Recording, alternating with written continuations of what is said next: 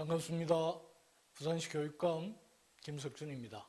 2022년 대입 대비 과학기술원 및 포스텍 초청 입시 설명회에 참석하신 학생, 교사, 학부모 여러분, 대단히 반갑습니다. 코로나가 장기화되고 있는 가운데 공부와 진학 준비로 많이 힘드시죠. 코로나19 상황이 길어지면서 학력 격차뿐만 아니라 입시 관련 정보 격차도 심화되고 있습니다. 온 오프라인으로 동시에 진행되는 오늘 입시 설명회는 과학기술원 및 포스텍 입학을 꿈꾸는 학생, 학부모님들께서 이공계 특성화대학의 전형을 잘 이해하시도록 도움을 드리기 위해서 마련됐습니다. 아울러서 고3 선생님들과 함께 보다 체계적인 지원 전략을 수립하는 데 꼭 필요한 정보를 제공하고자 합니다. 오늘 설명회가 이공계 특성화대학 입시 준비에 많은 도움이 되기를 바라며 꿈을 향해 달려가는 수험생 여러분을 응원합니다. 앞으로도 우리 교육청은 다양한 진학 프로그램과 대학 입시 경향 분석 등 수요자 맞춤형 진학 지도로 수험생 여러분들의 든든한 지원군이 되겠습니다. 고맙습니다. 네, 오늘 설명의 순서는 지스트가 먼저 하고 그 다음에 유니스트, 포스텍 순서로 되겠습니다. 먼저 지스트 광주과학기술원의 최용혁 입학사정관님을 모시고 설명을 들어가겠습니다. 박수로 맞이해 주십시오.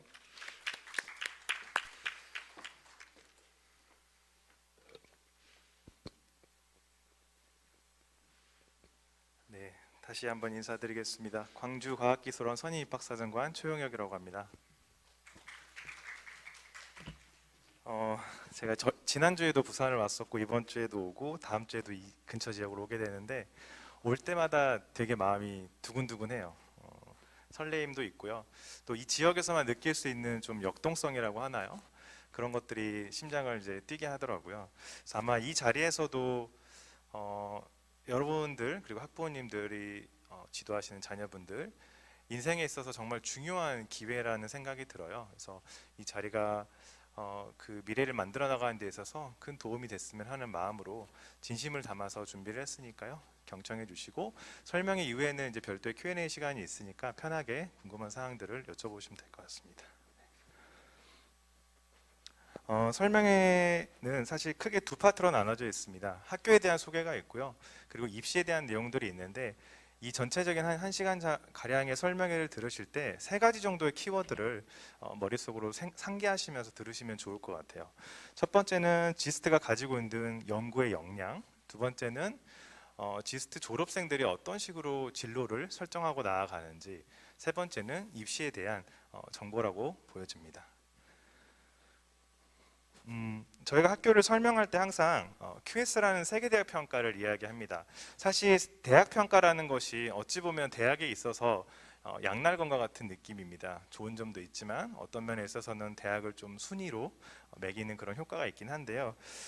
세계대학 평가는 TH라고 하는 더 타임스 하이어 에듀케이션이라고 하는 기관과 QS라고 하는 두 개의 기관으로 이루어져 있습니다. 지스트 같은 경우는 이 QS에서 운영하고 있는 이 세계대학 평가 중에서 5개 지표 중 한 가지인 교수 1인당 논문 피인용수 부분에서 높은 순위를 차지하고 있고요. 앞에 슬라이드 내용을 좀 보시면은 실제로 세계 4위에 13년 연속 국내 1위를 마킹을 하고 있다고 하는데요.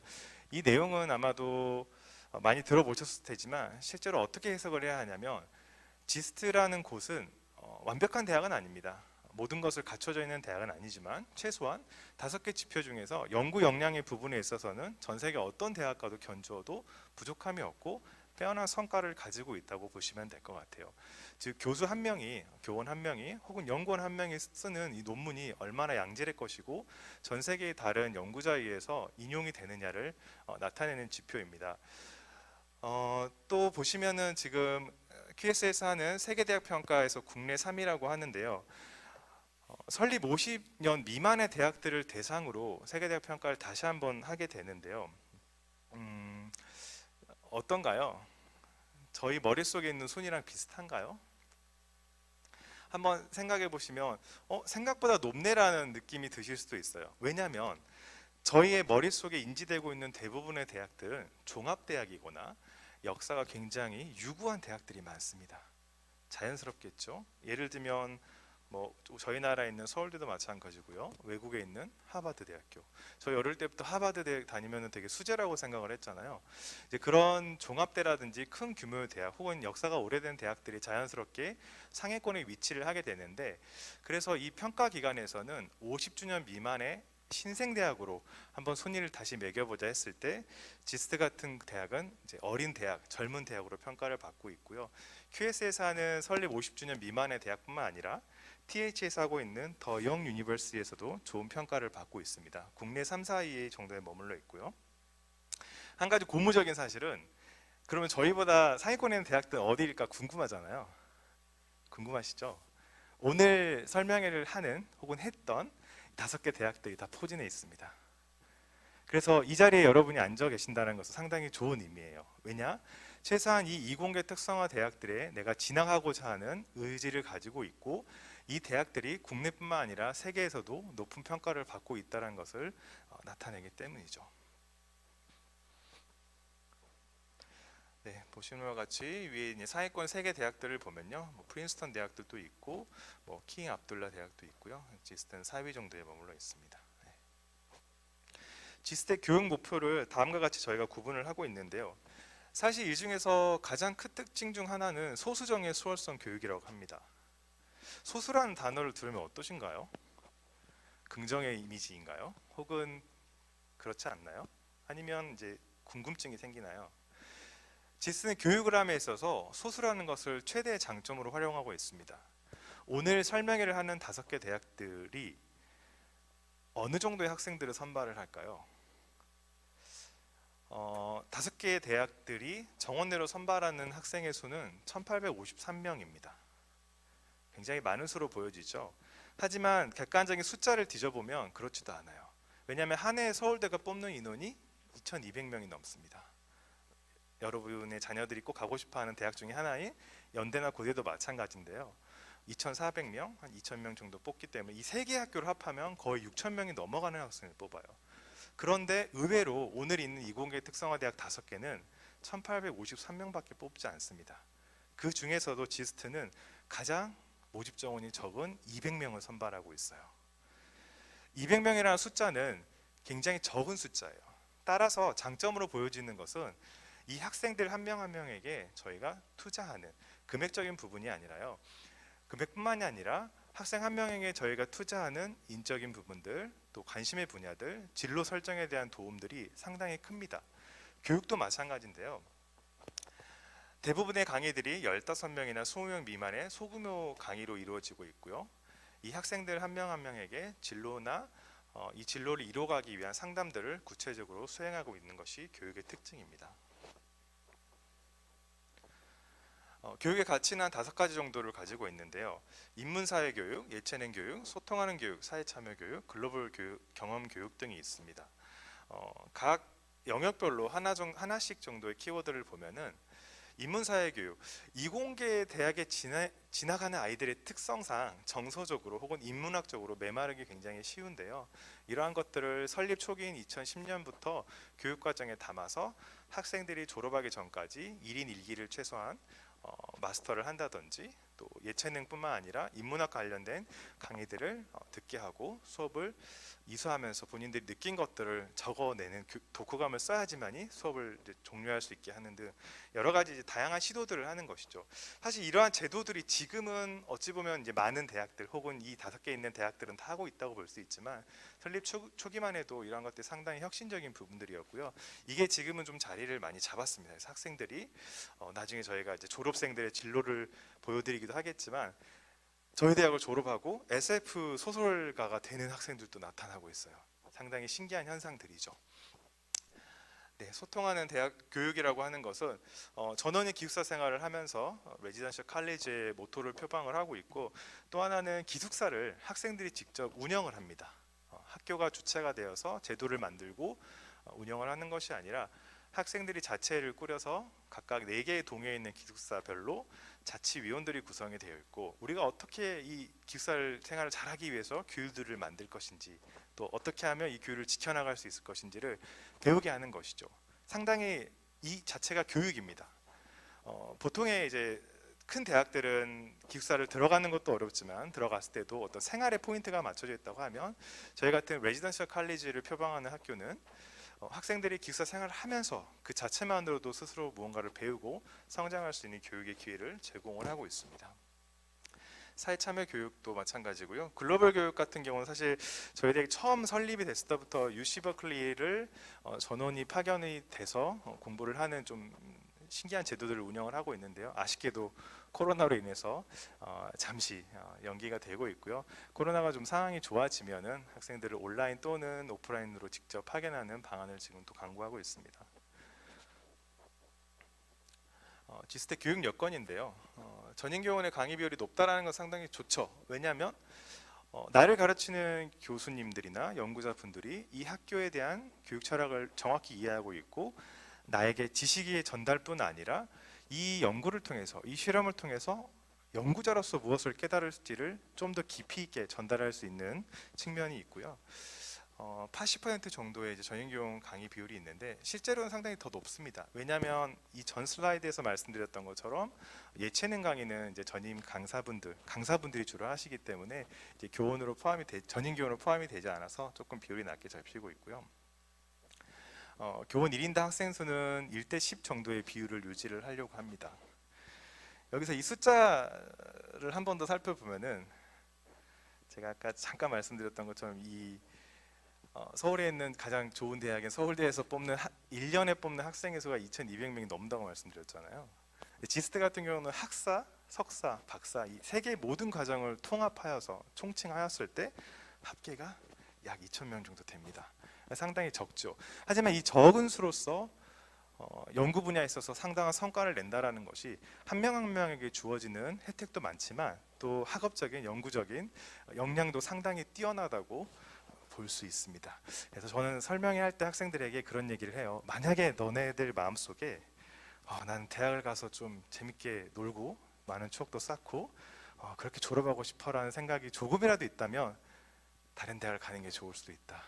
왜냐하면 고등학교 4학년이라고 불려질 만큼 신입생들에 대한 공부 분량이나 압박도 상당하고요. 이런 것들을 잘 이겨낼 수 있도록 정서적으로 저희가 많이 케어를 하지만 또 학업적인 부담이 상당한 것으로 이제 받아들여집니다. 학생 1인당 장학금 같은 경우는 뭐 363만 5천 원이라고 저희 표현을 하는데, 사실상 학업적 역량이 뛰어난 친구들은 학력인구 감소에 따라서 대부분 장학금을 받고 다니기 때문에 지금은 이런 것들을 좀 크게 강조하고 있지는 않습니다. 교육과정인데요. 신입생 전원이 기초교육학부로 입학을 하게 되고요. 저희가 최근에 이제 재학생들이랑 같이 설명회를 진행하다가 너는 왜 우리 학교에 들어왔니? 라고 물어보니까 나는 과학고를 다녔지만 2학년이 되고 3학년이 될 때까지 내가 무엇을 좋아하고 어떤 것을 진로로 삼을지를 잘 모르겠다라는 생각을 하더라고요. 그래서 지스트가 갖고 있는 이 기초교육학부라는 좋은 재료를 활용해서 나는 계속 시도해보고 싶다, 내가 뭘 좋아하는지 알아보고 싶다라는 얘기를 했고, 이제 4학년 이제 졸업반인데 하는 얘기는 자기는 석사까지만 진학을 하고 나중에 취업을 하겠다라고 얘기를 하더라고요. 그래서 저희는 그래 너의 뜻이 좋다라고 생각을 했는데요. 아마도 이 기초교육학부라는 것이 단순히 전공이 없이 입학하는 것이 아니라 학생 스스로 진로를 충분히 탐색할 수 있는 기간을 제도적으로 만들어줬고, 이것이 모든 아이들 사이에서 통용된다라는 것이 좀 특징이겠습니다. 네, 전공 구성들은 이렇게 되어 있고요. 저희 우측 하단에 보시면 이제 주전공이 룰 오브 14이라는 제도가 있는데, 요거는 내가 전공을 하기 위해서 선택한 이 전공 분야에 대해서 14개의 강의만 들을 수 있게 하는 거예요. 어떤 장점이 있을까요? 각 강의당 학점이 보통 3학점 정도 되니까요. 약 한 42학점 정도를 수강을 하게 되는데, 실제로 졸업에 필요한 학점은 130학점입니다. 그럼 나머지 학점들은 자연스럽게 다른 전공에서 들을 수 있겠죠. 물론 1학년 때 기초교육학부에 있는 소속들을 강의들을 제외하고는 한 3년 정도는 자연스럽게 다른 강의를 듣게 되고, 이게 결국은 졸업할 당시를 좀 회상을 해보면 아이들이 융합적인 사고나 학문관, 다학제적인 마인드를 이제 구축을 하고 졸업을 하게 하는 그러한 좋은 제도인 것 같습니다. 전공들은 이렇게 되어 있습니다. 물리, 화학, 생명, 전컴, 기계, 신소재, 지구환경 등이 있고요. 자세히 보시면 아래에 있는 부전공과 다양하게 연결이 되어 있습니다. 예를 들면 물리 같은 경우는 지능 로봇, 문화기술, 의생명공학과 등등의 학문과 연결이 되어 있고요. 사실 여담이긴 하지만 저희가 현재는 이제 수학 전공이 있는데요. 설립 초기는 이제 저희 학교가 선발하는 학생의 인재상 자체가 수학과 과학을 워낙 좋아하는 아이들이 뽑다 보니까 이 아이들이 왜 우리 대학에는 수학 전공이 없나요라는 그런 요구를 많이 했었어요. 그래서 생각을 했죠. 학생들이 원하는 게 무엇이고 과연 그렇게 우리가 전공을 개설하기에 필요한 게 무엇일까? 몇 년 동안 고민을 하고 완벽한 교원들이 세팅이 되고 나서 이제 수학 전공을 개설을 했습니다. 그래서 지금은 부전공으로 수학을 공부할 수 있게 했고요. 사실 이런 제도적인 걸 마련하는 것이 잘 들어보면 플로어에서 학생들이 원하는 것들이 무엇인지 자유롭게 발언할 수 있고 그 발언들을 잘 청취하고 의사결정해서 교육과정에 반영하는, 이게 제가 말씀드리고 싶은 지스트의 좀 특징이긴 하거든요. 그래서 학생들이 참여하고 구성원으로서 할 수 있는 역할들이 상당히 많다 이렇게 보여질 수 있습니다. 대학원도 아래와 같은 8개 전공들이 있고요. 사실 최근에 AI 대학원이 전국에 14개 정도가 있습니다. 원래 12개가 운영이 되다가 올해 2개 대학이 좀 추가가 돼서 14개의 대학원, AI 대학원이 있고요. 저희는 이제 초기에 선정이 돼서 현재는 한 2년째 학생을 선발하고 운영하고 있습니다. 네, 이제 무크라는 강의인데요. 이게 과계원들 간에 우수 강의를 개설하고 학생들이 강의를 수강할 수 있게 하는 그런 좋은 역할이긴 합니다. 근데 이게 코로나 시대에 상당히 좋은 영향인 것 같아요. 여기 계신 여러분들이 대학을 선택할 때 아마도 제 조심스러운 추측으로는 대부분 서울에 있는 대학들을 생각을 한 번쯤은 하실 거예요. 최근에 들어서 그러한 경향성이 더 큰 것 같고요. 근데 이걸 한번 역발상을 해볼 필요가 있는 게, 왜 저희가 서울로 대학을 진학하려고 할까요? 아마 기회겠죠, 기회. 서울이라는 곳이 갖고 있는, 그리고 나에게 부여되는 다양한 기회들을 얻기 위해서 그곳에 가는 거라고 받아들여지는데요. 그러면 파이가 크면 내게 주어지는 기회가 클까? 사실 꼭 그렇진 않을 수 있어요. 저희처럼 작은 대학이지만 학생 한 명에게 주어지는 교육의 기회나 혜택들이 클 수도 있고요. 아마 묵후 강의를 제가 설명하면서 왜 이야기를 드리냐면, 묵후 강의뿐 아니라 최근에 고대나 이제 좋은 대학들과 함께 이제 콜라보를 해가지고 여러 강의들을 공유를 하고 있거든요. 그래서 내가 다니는 학교가 광주에 있다, 혹은 대구에 있다, 울산에 있다, 대전에 있다, 부산에 있다 해서 거기에 소속되어 있는 게 아니에요. 지금의 트렌드가 굉장히 바뀌고 있어요. 그리고 저희들도 학생을 선발할 때 이 학생들이 광주 과학기술원을 다닌다고 해서 광주에서 일자리를 잡고 광주에서 정착하느냐, 절대 그렇지 않습니다. 그래서 대학교 4년 혹은 석사 2년, 박사 한 5년 정도에서 10년이 살짝 넘어가는 이 기간 동안 이러한 대학들, 5개 대학들이 제공하는 여러 가지 교육 기회나 혜택들을 충분히 누리고 정말 내가 하고 싶은 것들을 찾아가는 것이 정말 바람직하지 않을까라고 저 개인적인 단상을 좀 전달을 드립니다. 네, 이러한 강의들이 있고요. 미시경제학의 혹은 기후변화 이해, 에너지와 미래사회, 이런 강의들은 혹시 학생들이 좀 관심이 있다고 하면 한번 찾아서 보실 수 있으면 좋을 것 같습니다. 네, 연구소들은 이제 고등관계술연구소 등등 7개가 있는데요. 생각보다 연구소가 많죠. 지스트가 잘하는 게 뭐냐라고 이제 가끔 물어보세요. 그러면 물리에 대한 강점이 있고요. 저희가 생명도 잘하고요. 이렇게 막 설명을 하는데, 그 설명을 가끔 하다가 왜 우리는 그런 걸 설명을 해야 되지? 왜냐하면 제 마음속에 지스트는 대학은 아니에요. 제 마음속에 있는 지스트라는 기관은 대학이기 이전에 2010학년도에 학사과정이 설립되기 이전에 93년도에 박사와 석사 대학원 과정이 설립되어 있었고, 그 과정부터 국가연구소가 설치가 되어 있었어요. 그 말은 지스트는 대학이 설립되기 이전에 이미 국가연구기관으로서의 역할을 수행을 하고 있었다. 그래서 이런 주요 연구소들을 보고 대학이 갖고 있는 연구 역량들을 간접적으로 판단하는 것도 상당히 좋은 입시나 진학의 기회라고 생각을 합니다. 네, 인공지능 직접 단지고요. 이거는 아직까지는 이제 첫 삽을 뜨고 있는 상황이긴 한데요. 저희 학교 바로 뒤편에 인공지능 중심으로 한 산업융합 직접 단지를 국가에서 이제 조성을 하고 있습니다. 그래서 뭐 AI 대학원과도 연계가 되어 있을 것이고 아마 향후 그 지역에 먹거리가 되지 않을까라고 생각을 합니다. 네, 연구 프로그램들인데요. 물론 이제 많은 내용들이 있겠지만 크게 설명을 드리면 GIS에서는 칼텍 서프라든지 G설프라든지 UC 버클리라든지 SAP 같은 프로그램들을 통해서 학생들에게 다양한 경험을 할 수 있는 기회를 주려고 합니다. 기회를 주려는 대학이에요. 정해진 커트라인 혹은 지원자를 가지고 이 지원자가 되지 않으면 잘라내거나 혹은 소수의 아이들을 선택해서 자, 너네들은 공부를 잘하고 어학 성적이 좋으니까 해외에 보내줄게라가 아니라 최소한의 지원 자격만 통과를 하면 가서 많은 걸 보고 느껴라 라고 운영하고 있는 프로그램들이 다음과 같은 프로그램들입니다. 칼텍 서프 같은 경우는요, 지스트에서 칼텍이라는 대학의 교환학생으로 보내는 프로그램이고요. 직접 칼텍에 소속되어 있는 전임 교원의 지도를 받으면서 연구 프로젝트를 수행을 하고 본인이 연구에 대한 리포트와 보고 등등을 이제 연구 포스터 등을 수행을 해야지만이 이 과정을 끝낼 수 있는 그런 프로그램이고요. 가는 건 상당히 어렵긴 하지만 가면 도움이 많이 될 것 같습니다. G설프 같은 경우는 3학년을 대상으로 해서 8주 정도 저희 대학원에 소속되어 있는 연구 랩실들에 저희가 파견을 보내서 공부할 수 있는 기회를 주는 거고요. 학생들이 사실 이 G설프라는 프로그램이 뭐가 좋으니라고 물어보면 그렇게 얘기하더라고요. 사실 저는 이 G설프를 하기 전에는 내가 연구를 좋아하는지 혹은 어떤 교수님과 성향이 잘 맞는지 몰랐다고 하더라고요. 그런 것들을 이제 학부 과정에서 경험할 수 있는 기회를 주고 학생들이 스스로를 좀 찾아가는 그런 과정이 되고요. 이 G설프에서 좋은 깨달음이 있었던 학생들은 그 랩실을 그대로 석사나 박사까지 이제 물고 진학을 선택하는 경우들이 있었습니다.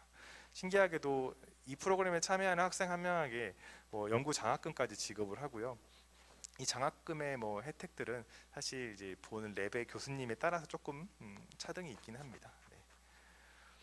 네, 글로벌 프로그램들도 다양하게 존재를 하는데요. 저희가 이러이러한 대학들로 이제 파견 프로그램들을 운영을 하고 있고요.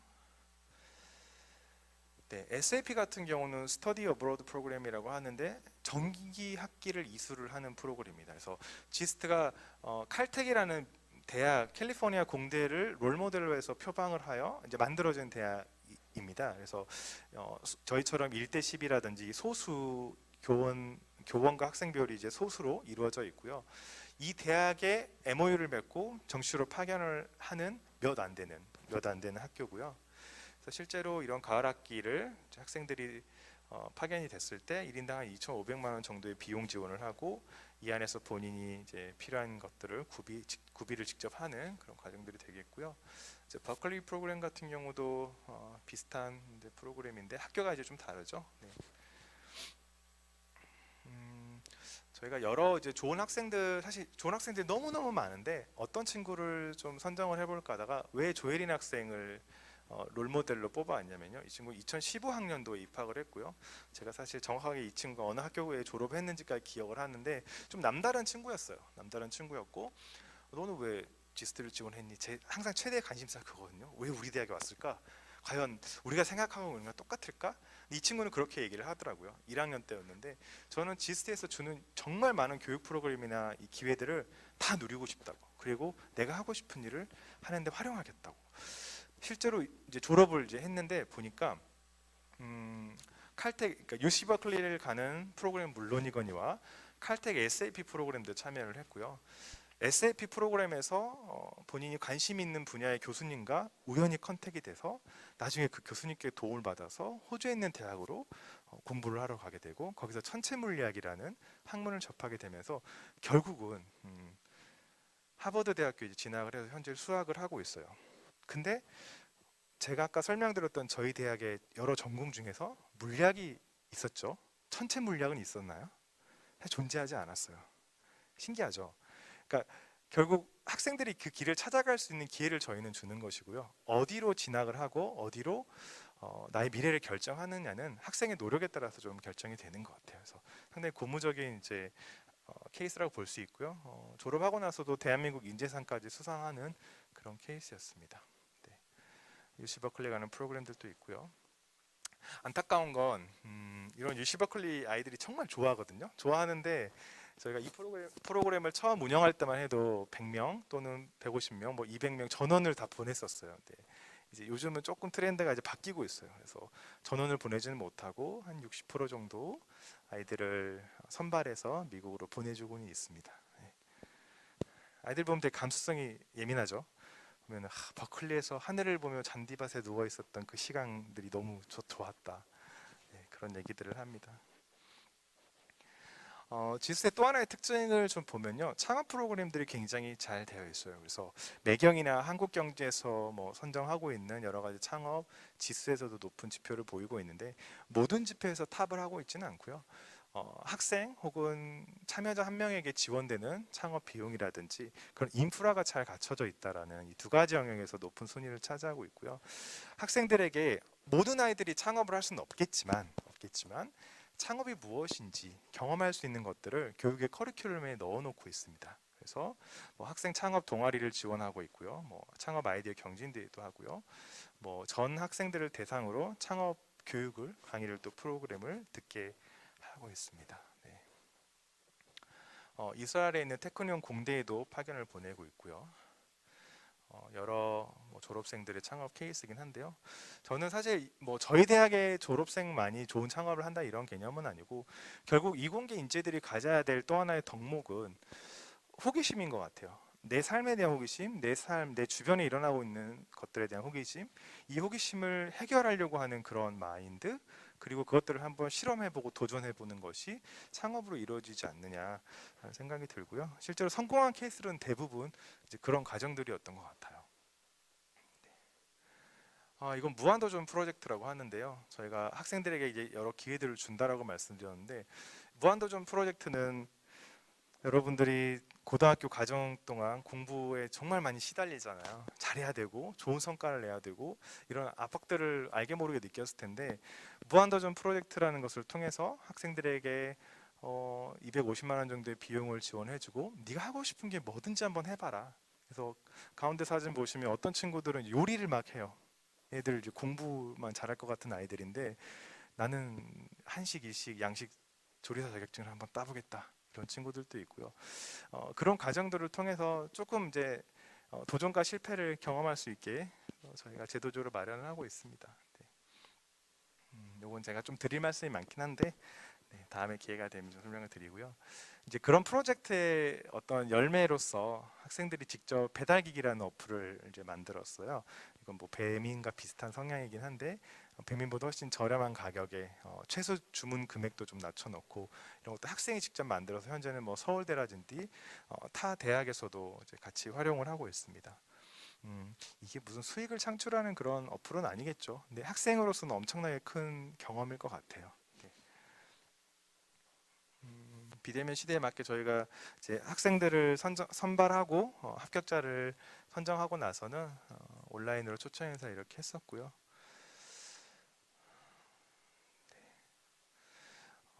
제가 아까 서두에 이 설명의 포인트 중에 하나가 이제 취업과 진로라고 말씀을 드렸었죠. 아마도 궁금하실 거예요. 어떻게 학생들이 나아가고 있는지. 왜냐하면 이제 시대가 점점 불확실성 속으로 빠져들다 보니까 이제 대학을 선택할 때 이미 이 대학을 졸업하면 내가 뭘 할 수 있을까, 우리 자녀가 뭘 할 수 있을까를 같이 놓고 고민하시는 것 같아요. 그래서 취업은 잘 됩니까? 라고 물어보는데 제가 가장 대담하게 난감한 질문이 그거예요. 취업은 잘 됩니까? 그러면 이제 그 질문에 대한 답을 하기 위해서는 1차원적으로는 저희 대학의 졸업생은 어떤 데를 취업하고 막 설명할 수 있겠잖아요. 근데 사실 그 질문을 좀 더 포괄적으로 생각을 해보면 저희 대학 같은 경우는 입시의 어떤 패턴들이 2010학년도부터 2015, 16학년도까지 1기 정도 나눠지고 16부터 한 21학년도까지 2기로 나눠지고 지금 한 3기 정도로 저는 개인적으로 생각을 하거든요. 왜 이 말씀을 드리냐면 2010 학번이 대학을 입학하면 4내에서 한 5년 정도 학교를 다니겠죠. 휴학을 하면 한 6년 정도 되겠고 석사 과정이 한 2년 되겠죠. 그리고 박사는 최소한 5년 정도 하겠죠. 그러면 이제 초기에 입학한 학생들이 졸업을 하기 시작한 과정인 거예요. 만약에 석박사 통합과정까지 다 했다고 하면, 혹은 중간에 이제 뭐 석사까지만 하거나 학사까지만 한 친구들은 취업을 했겠죠. 그래서 이제 막 아이들이 사회에 진출하기 시작한 그런 단계라는 것을 먼저 좀 말씀을 드리려고 하고요.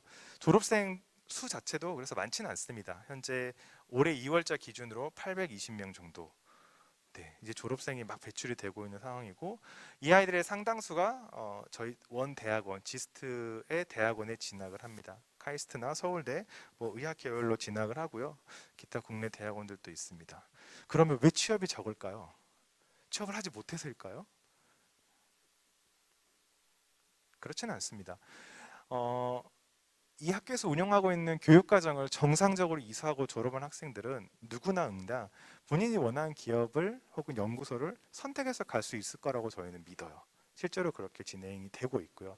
근데 본 대학원에 진학하는 아이들이 많은 이유는 아이들이 이 대학에서 경험했던 교육의 과정들, 또 제공하고 있는 대학원의 커리큘럼들, 예를 들면 Gsurf 같은 것을 통해서 맛봤던 랩실의 희열들을 갖고 있기 때문에 동일한 곳에서 대학원을 진학을 하게 되고요.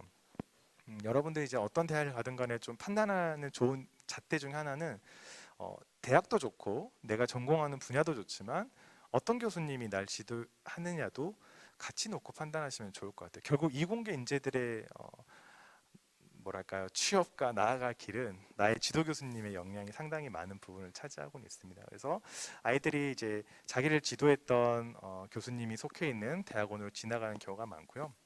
물론 그렇지 않은 케이스들도 많아요. 타 대학원까지 가는 경우들도 있습니다. 네, 석사 과정 친구들은 이제 박사까지 하는 비율이 70% 정도 되고요. 취업을 하게 됐을 때는 산업체나 뭐 교육 연구기관, 공기업 등등이 있습니다. 네, 네. 박사 같은 경우는 이제 포닥을 가기도 하고 다양한 분야로 진출을 하게 되는데요. 사실 글쎄요. 오늘 설명하는 5개 대학을 진학을 한다고 하면 그래도 어느 정도 마인드에는 석사 정도까지는 진학을 하겠다라고 생각하고 오는 게 전 좋을 것 같아요. 왜냐하면 어차피 학사를 졸업하고 뭐 좋은 유수의 기업들을 들어갔을 때 자기를 한 단계 업그레이드하기 위해서 대학원을 진학하고 오는 경우를 저희가 정말 많이 보거든요. 특히 이제 저희 팀 같은 경우는 대학원 입시도 하고 있는데 그 산업체에 있다가 대학원을 다시 오는 경우가 진짜 많아요. 그래서 학업과 이 뭐랄까 업무를 병행하는 것이 상당히 버겁기 때문에 할 수 있을 때 한 최소한 석사 정도까지 마치고 사기업에 진출을 했을 때는 좀 더 높은 직위로 올라가거나 좀 더 책임감 있는 자리로 자리매김을 할 수 있는 것 같더라고요. 네. 네.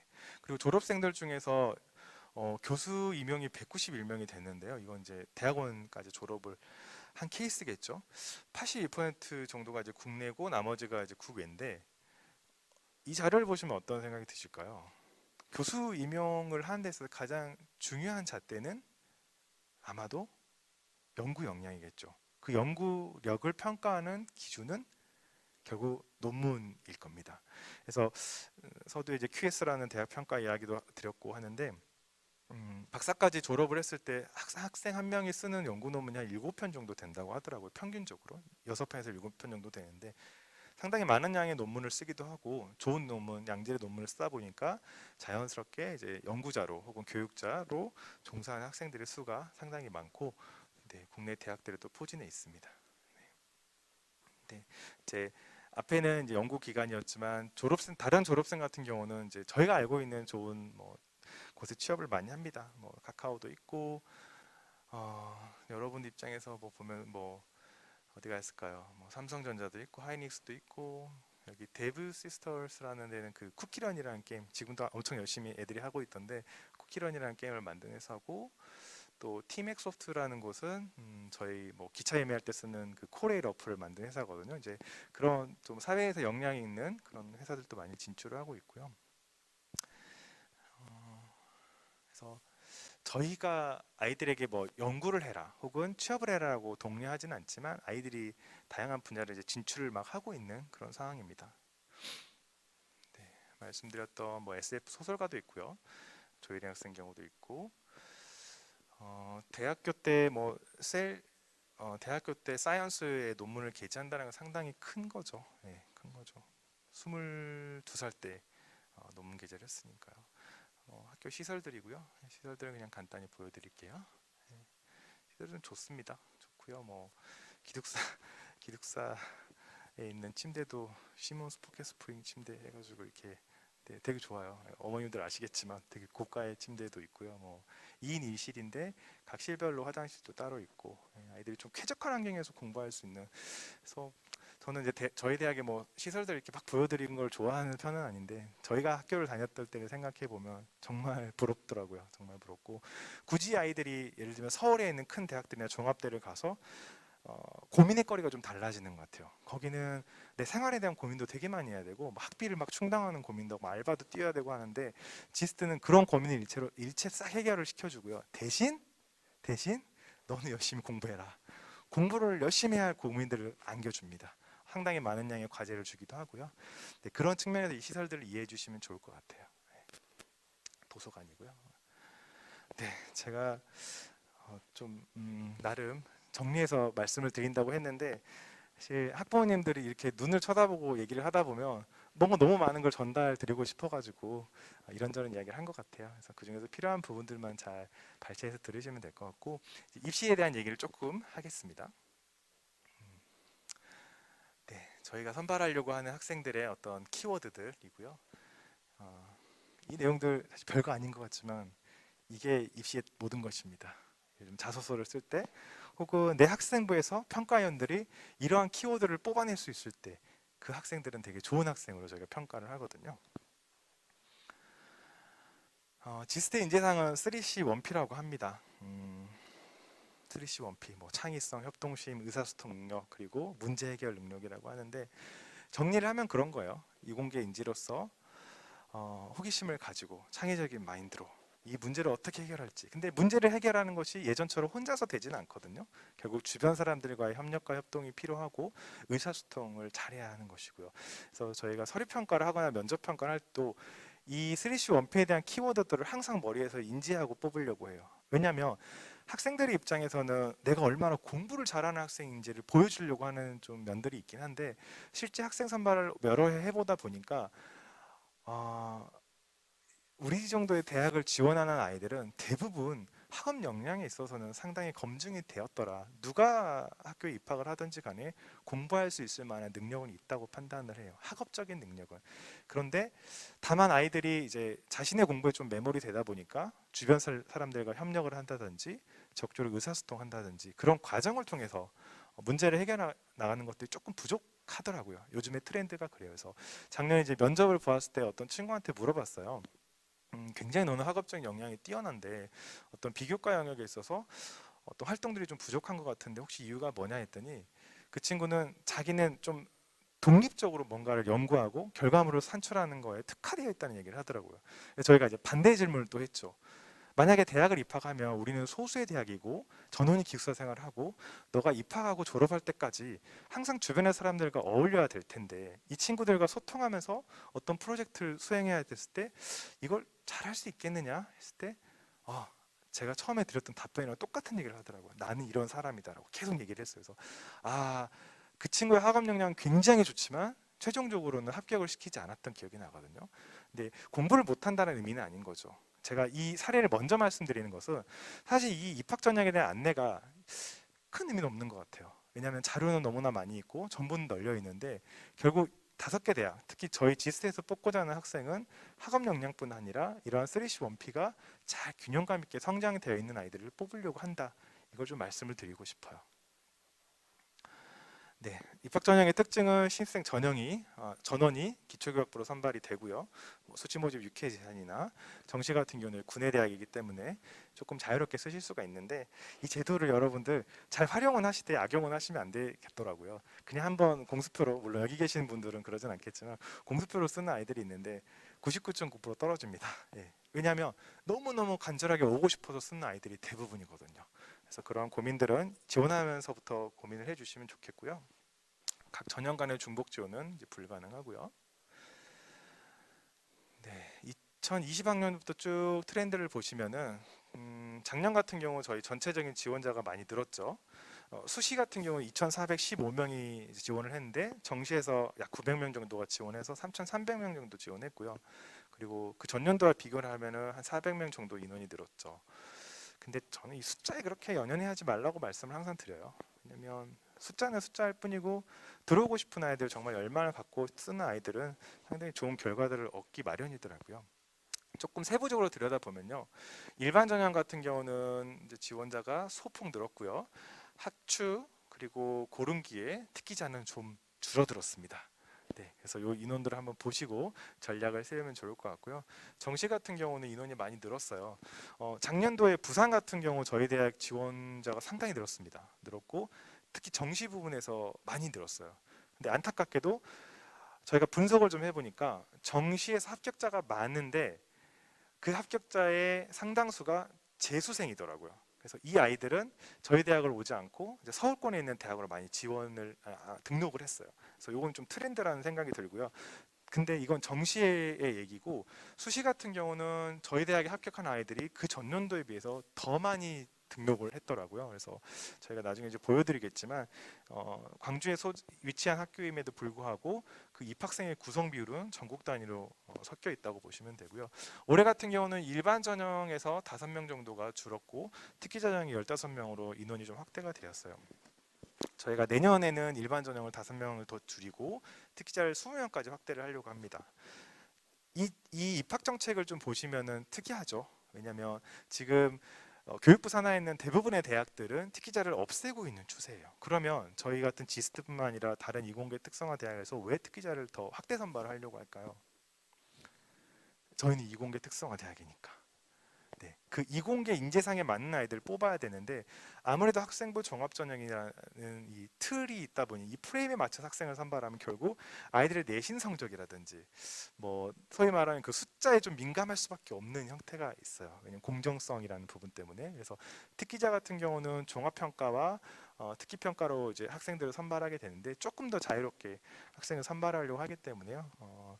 나에게 특기 역량이 좀 있다고 판단되는 경우에는 특기자를 뭐 올해 내년 정도에 좀 쓰시는 것도 나쁘진 않을 것 같습니다. 고교 유형은 이제 다음과 같고요. 일반 국어 54%, 과학고 영재국어 46%예요. 이 데이터 보시면 어떠신가요? 내가 예측했던 거랑 똑같다 생각 드시나요? 어떠신가요? 혹시 어떠세요? 좀 다른가요? 그렇죠. 생각보다 많습니다. 생각보다 많아요. 제가 한 5슬라이드 전쯤에 말씀드렸죠. 입학 전형 저희가 학생 선발의 이 시기가 좀 나눠진다고 했는데 처음에 한 6년 정도는 영재고 과학고 애들이 한 80% 정도 됐어요. 근데 한 16학년도부터 학교장 추천 전형이 신설이 되면서부터 일반과 애들이 들어오기 시작했고 학교들이 좀 입소문이 타기 시작했어요.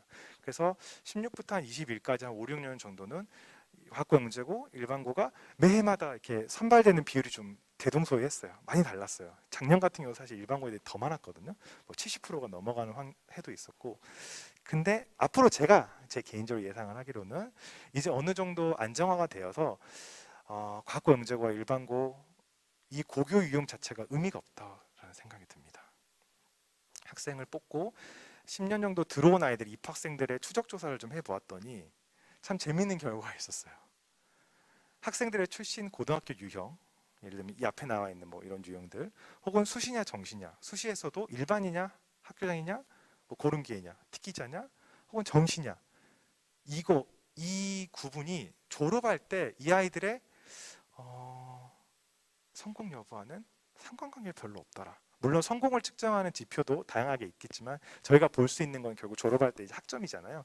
왜냐하면 공부를 열심히 하는 애들이 다른 거에 있어서 좀 나태하게 할 확률은 사실 적거든요. 그래서 봤더니 졸업할 때 학업 성취도가 들어올 때 성적이나 유형이나 구분과는 그렇게 큰 연관성이 없더라고 이제 연구가 됐어요. 그래서 앞으로 저희가 학생들을 선발할 때는 그런 유형에 상관없이 좀 뽑으려고 합니다. 그래서 다양한 이제 전형들에 지원할 수 있는 문을 열어두려고 하고요. 네, 입학성의 통계인데요. 이 지표는 결국 수도권에서 36%가 작년에 들어왔고 영남권에서 23%, 뭐 호남 제주권에서 19% 이렇게 뭐 제가 좀 약간 색깔이 헷갈리는데 거의 학생들 지원하는 비율대로 이렇게 되더라고요. 그러니까 결국 수도권에 학생들이 워낙 많기 때문에 그 학령인구가 많이 포진되어 있는 지역에서 많이 들어오게 되고요. 또 부산이나 울산이나 영남 같은 이 지역에서도 많이 들어오는데 그 지역 학교가 위치한 소재와는 상관없이 학생들이 입학한다고 보시면 좋을 것 같습니다. 네네. 네, 남성과 여성의 비율은 다른 것 같고요.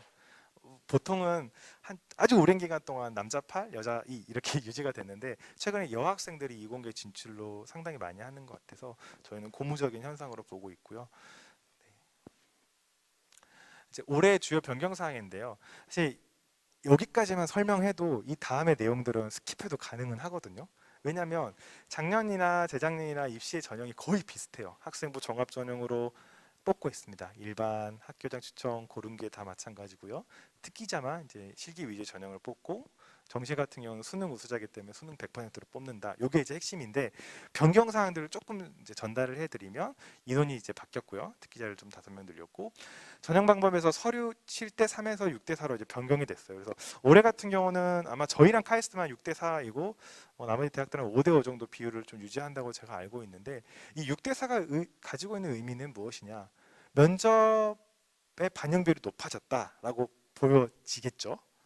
맞습니다. 맞지만 조금 디테일하게 해석을 했을 때 정부의 어떤 전형 간소화라든지 면접 비중 확대의 정책에 부합하기 위해서 저희가 40%를 확대한 건 맞아요. 맞는데 저희 대학에서 서류 평가에서 합격을 하고 면접에 들어가는 아이들, 즉 저희는 서류 평가를 할 때 여기서 합격하는 아이들은 누가 최종적으로 합격을 해서 입학을 해도 우리 대학에 잘 적응할 수 있겠다는 아이들만 면접에 올립니다. 그렇기 때문에 면접 전형의 40%로 확대가 되었지만 실제로 이 면접 전형의 역할은 최종 합격자 간의 순위를 좀 판단하는 것들, 순위를 올리고 내리고 하는 부분들이 있고요. 또 하나는 서류 평가에서, 즉 학생부와 자소서와 교사 추천서에서는 좋은 학생으로 판단이 되었으나 막상 면접을 봐보면 또 다릅니다. 왜? 공부는 잘할 수 있지만 3C 원피 정신에 부합하지 않는 친구들이 간혹 나오기 때문에 그런 친구들을 이제 걸러내는 필터링의 역할을 면접 전형이 한다고 보면 되고요. 교사 추천서나 자기소개서는 이제 문항이 좀 간소화되었습니다. 그래서 지금 대부분의 대학들이 추천서를 안 받고 있잖아요. 그래서 추천서를 받지 않는 트렌드임에도 불구하고 저희는 작년에 전형 계획을 발표할 때는 추천서를 받지 않겠다라고 발표를 했으나 저희가 너무 많은 고민을 해봤어요. 추천서라는 것이 어떤 역할을 하는지, 또 평가위원들을 모셔놓고 의견을 좀 청취해 모았을 때 우리 같은 소수 인원을 뽑는 대학은 추천서를 실제로 평가에 반영하고 있다라고 판단이 되었고요. 그래서 추천서라는 것이 아마도 대부분의 대학들이 작년 정도까지는 좀 학생들의 부정적인 의견을 청취하는 어떤 도구가 되었을 수도 있어요. 되었을 수도 있고 올해는 저희는 좀 반대로 가려고 해요. 추천서에 선생님이 써주시는 내용들을 통해서 우리가 보지 못하는 간소화된 제출 서류로 인해서 보지 못하는 부분들을 캐치하고 학생들의 면면을 좀 들여다보는 그런 서류를 활용을 하려고 하고요. 자소서 같은 경우는 세계 문항 3,100자로 줄어들었습니다. 네. 네, 전형 일정은 9월 10일부터 시작해서 이제 12월 말까지 끝이 나게 되고요. 네, 정시도 12월 말부터 시작을 해서 2월 이제 중순 정도까지, 2월 셋째 주 정도까지 등록을 하게 됩니다. 네, 전형 명이나 뭐 지원 자격들은 다 한 것 같고요. 자세한 것 좀 요강을 참조하시면 좋을 것 같아요. 그래서 저는 좀 포인트들만 이제 다시 말씀을 드리면 자기소개서를 작성할 때 중요한 건 나라는 사람이 어떤 사람인지를 알아야 되겠죠. 네. 그거에 대한 철저한 분석을 통해서 이 자소서, 교사추천서, 학생부를 평가위원들이 읽을 때 이 학생의 이미지가 약간 일맥상통하듯이 잘 그려지는 학생들을 선호합니다. 네. 이 학생이 어떤 학생일 거냐라고 좀 상상이 되는 친구들이 있어요. 그런 친구들을 선호하고요. 혹 반대적인 케이스로 나는 내가 뭘 좋아하는지 어떤 연구 분야를 좋아하는지 잘 모르겠어, 이런 친구들을 억지로 쓸 수는 없잖아요. 그 아이들은 그렇게 많이 쓰더라고요. 자소서를 내가 고등학교 3년 동안에 했던 연구 내용이나 교과의 내용들을 쭉 적어놓고 이거를 객관적으로 이제 표현을 하고 나는 앞으로 어떤 사람이 한번 되어보고 싶다라고 이렇게 정리를 하는 2가지 정도의 부류가 있는 것 같아요. 그래서 자소서를 쓸 때는 이 내용을 하나를 잘 넣어주시고 또 하나는 지원하는 학교, 뭐 예를 들면 지스트에서 선발하고자 하는 인재가 어떤 인재인지를, 그리고 교육 프로그램들 어떤 것인지를 조금 공부해서 같이 표현해 주시는 것이 진학의지를 평가하는 데 있어서는 중요한 요소로 작용이 되고요. 자소서 1, 2번 문항 같은 경우는 대기업 공통 문항이고 3번 문항만 이제 지스트에 특화된 문항입니다. 네, 특기자 같은 경우는 이제 2번 문항이 좀 특별하죠. 특기 역량에 대한 내용들을 포함해 놓고 있고요.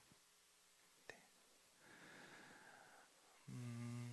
사실 올해 같은 경우는 저희가 학생부에서 좀 볼 수 있는 항목들이 많이 줄어들었어요. 뭐 수상 실적이라든지 동아리 활동이라든지 진로 희망사항 이런 것들이 줄어들었기 때문에 여러분 혹은 여러분의 자녀분들이 자신을 나타낼 수 있는 항목은 몇 개 안 돼요. 학생부에 이미 학교에서 써주시는 거기 때문에 그렇고 자소서입니다. 그래서 자소서가 그 중요성을 강조해도 얼마만큼 강조해도 이제 부족하지 않을 정도로 정말 중요한 제출서라고 보시면 되고요. 네, 특기 역량들은 좀 넘어가겠습니다. 네, 추천서는 다 한 것 같고요. 문항들을 많이 줄였어요. 추천하는지에 대한 여부들 그리고 학생들을 평가하는데 이제 기술 내용 도움이 되는 내용 기술해달라는 건데 보시면은 학생들의 학업적인 부분들을 묻고 있진 않아요. 묻고 있진 않고요. 이 추천서를 통해서는 인성이나 대인관계, 뭐 책임감, 배려심 등등등을 저희가 좀 파악을 하려고 합니다. 그런 것들을 이제 학생부에서 보기는 좀 상당히 어려운 부분들이 있더라고요.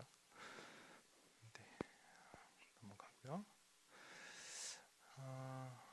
네, 학생부 종합전형 같은 경우는 이제 일반 전형이랑 학교자 추천 전형은 서류에서 5배수 내외로 학생을 선발해요. 지금 면접에 올라가는 친구가 5배수 정도 될 것 같고요. 고른교회나 특기자는 이제 4배수인데요. 이 배수라는 것이 큰 의미는 없어요. 네, 큰 의미는 없지만 작은 의미는 있습니다. 내가 면접을 볼 수 있냐 없느냐. 대신 면접 대상자로 선정이 된다는 것은 나는 충분히 지스트에서 공부할 수 있는 사람으로 이 대학에서는 평가를 해서 나를 뽑아줬구나 라고 긍정적인 신호를 받고 면접에 임하시면 되고요. 따라서 이러한 측면으로 저희가 면접을 볼 때 면접의 어떤 구분들을 조금 줄였어요. 예를 들면 기본적으로 올해도 비대면 면접으로 진행할 계획이고요. 이 비대면 면접이라고 하는 것은 수학이나 과학에 대한 문제풀이는 포함하지 않겠다는 거예요. 그럼 어떻게 문항들을 뽑아낼 것인가? 저희가 보는 전공 수학 능력이나 내적 역량들이 있는데요. 이 안에서는 이제 문제 해결 능력, 진학 의지, 의사소통 등을 보게 될 터인데 바로 이런 문제들이죠. 작년에 실제로 저희가 활용했던 면접 문항인데 보시면 이제 전공 수학 능력 같은 경우는 본인의 학생부에 기록이 되어 있는, 즉 내가 수행했던 활동이나 교과의 내용들을 조금 더 깊이 있게 물어보는 정도라고 보시면 돼요. 자, 면접 문항이 이렇게 간소화됐잖아요. 수학, 과학 문제풀이를 하지 않잖아요. 그러면 중요한 건 결국 내가 고등학교 교육과정 내에서 공부를 열심히 하고 좋은 성과를 받는 것이 첫 번째고요. 그리고 자신이 수행했던 모든 교과 또는 비교과 활동을 잘 정리하고 다른 사람에게 그걸 통해서 무엇을 배웠는지를 표현할 수 있는 연습들이 좀 필요한 것 같아요. 학생들이 의외로 이제 몰입해서 하다 보니까 내가 느꼈던 거 배웠던 교훈들을 누군가에게 전달하는 걸 상당히 어려워하더라고요. 그래서 이조차도 이제 배우는 입시의 과정이라고 생각하면 좋을 것 같고, 내적 역량 같은 경우는 이제 주로 자신의 진로 활동, 요즘에 이제 뭐 선택 과목도 있고 아이들에게 진로라든지 진학에 대한 선택권들을 많이 주려고 하는 이제 정책들이 있잖아요. 스스로 그걸 얼마나 생각해 봤는지를 묻는 질문들도 있습니다. 그래서 이 문항들이 어렵나요? 학생들 입장에서 어떨까요? 어려울까요? 어렵지는 않죠. 아마 어렵지는 않을 거예요. 상당히 평이한 문항들일 텐데, 평이하다는 것은 진실되게 면접에 임하면 그게 최고의 답이라는 생각이 듭니다. 그래서 면접관들도 다 사람이기 때문에 여러분과 의사소통하고 아이 컨택하고 이런 것들을 이제 좋아하세요. 그렇게 준비하시면 되고, 특기자 같은 경우는 이제 좀 특별하긴 하지만 서류 종합평가, 특기평가로 이루어져 있고요. 모집 배수는 4배수입니다. 4배수이고요. 특기 분야는 다양해요. 다양합니다. 아이들을 뽑아보면은 뭐 소프트웨어를 저희가 강조해서 소프트웨어만 있는 것이 아니라 뭐 창업을 하는 친구들도 있고요, 발명을 하는 친구들도 있고, 그러나 중요한 것은 특기자 전형으로 입학을 한다 하더라도 결국 나는 다른 전형으로 들어온 친구들과 동일한 교육과정을 이수하고 졸업을 해야 한다는 것. 그래서 학업 역량을 어느 정도는 감안을 해서 뽑고 있습니다. 특기 증빙 자료는 한 5개 정도까지 업로드할 수 있고요. 뭐 중요도 순으로 넣을 수 있으니까 자기에게 있어서 가장 의미 있었던 활동들을 위주로 자료를 입력해 주시면 되겠습니다. 동일하고 면접실에 입장하고 나서 면접에 대한 질문 시간이 조금 길어요. 25분 정도 아주 심도 있는 대화들을 합니다. 재밌어요. 학생들 정말 보면 너무 신기하고 와 이렇게 연구 역량을 갖춘 아이들이 있구나라는 생각도 들게 합니다. 네.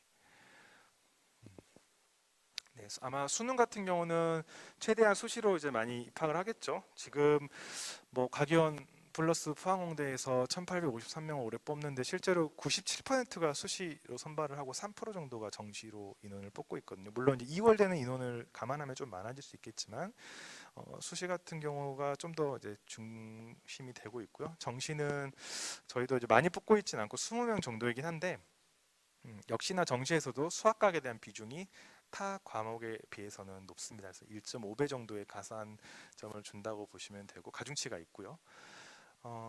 또 저희 같은 경우는 이제 이 감점 제도를 좀 시행을 하고 있어요. 작년부터 시행을 하고 있는데 수학 같은 경우는 4등급을 받게 되면 이제 마이너스 5점 감점을 받고 과학은 3등급부터 마이너스 4, 원과목엔 그렇고 투 과목은 이제 4등급부터 마이너스 5점.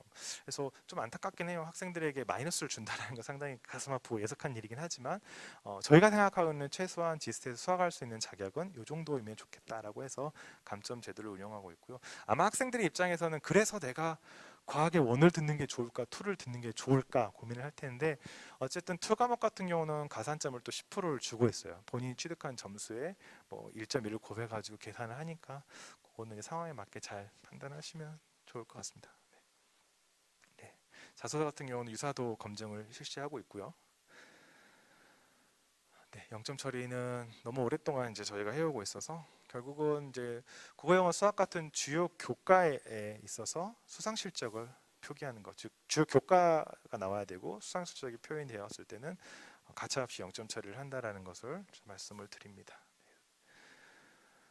그리고요, 사실 저거 수상 예를 토익이 뭐 990점이다 해서 학생들이 뽑히지 않아요. 그래서 전혀 중요하지 않고 학교 생활에 좀 집중해서 자료를 제출하시면 되고요. 뭐 유사도 검증은 다한 것 같습니다. 네. 내용들을 좀 정리를 해서 일반고 같은 경우 뭐 영재고와 과학고에 비해 분리할 것 같습니다. 이 질문이 나오면 이제 여러분도 아마 답하실 수 있을 것 같아요. 분리할까요? 아니죠.